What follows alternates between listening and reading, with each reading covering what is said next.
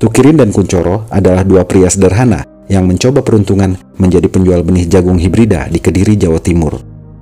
Namun apa daya, hanya karena benih yang mereka jual tidak melalui tes laboratorium dan dianggap membajak merek yang telah terkenal, hukuman penjara mereka dapatkan.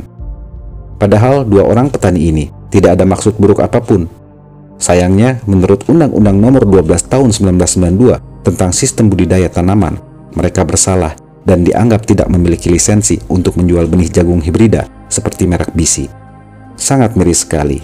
Kunchoro telah dipenjara tahun 2010 lalu, sedangkan Tukirin menjalani masa percobaan. Hidup memang keras. Yang kuat dan cerdaslah yang bertahan. Walau hanya lulusan SD, MK, pria berusia 41 tahun ini tidak mau menyerah begitu saja. Mengandalkan kreativitas dan juga kemampuannya di bidang elektronik, ia membuat televisi baru dari piranti bekas seperti tabung dan layar bekas. Bukannya apresiasi yang ia dapatkan, MK malah dipenjara karena dituduh menjual barang elektronik tak berstandar Indonesia dan bisa saja berbahaya. Memang benar, harusnya seluruh alat elektronik melewati uji kualitas. Namun, apakah pemerintah peduli dan memudahkan untuk hal ini? Nyatanya tidak. Kini, MK mendekam di penjara hanya karena ia mendaur ulang barang bekas menjadi kembali layak pakai. Tidak pernah terlintas sedikit pun dalam benak Nenek Asyani bahwa dirinya yang telah memasuki usia senja itu akan duduk di kursi persidangan dan meringkuk di balik jeruji besi. Hidupnya sudah penuh dengan nestapa. Suaminya yang telah meninggal menanggung beban hutang yang banyak serta harus membayar biaya hidup cucunya.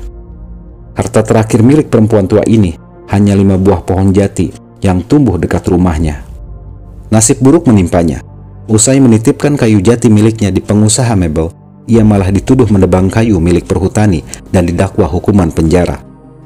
Air mata tak berhenti menetes di pelupuk matanya. Salah apa ia hingga harus mendapatkan vonis seperti itu? Sangat janggal dan aneh sekali.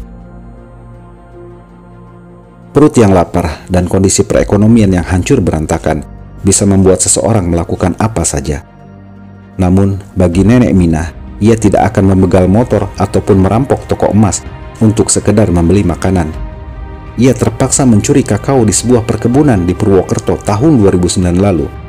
Lalu, hukuman apa yang ia dapatkan? Sungguh luar biasa. Pengadilan memberikan ia ganjaran vonis penjara 1 tahun 15 hari.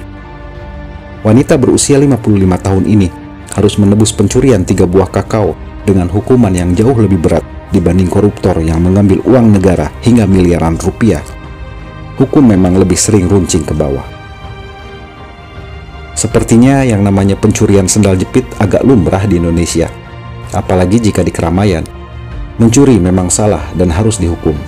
Tapi apakah pantas remaja berusia 15 tahun ini dihukum 5 tahun penjara hanya karena sendal jepit yang tidak seberapa harganya?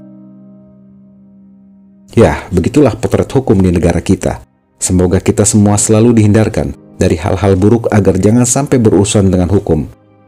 Bagaimana menurut kalian tentang 5 kasus yang janggal ini? Komen di bawah.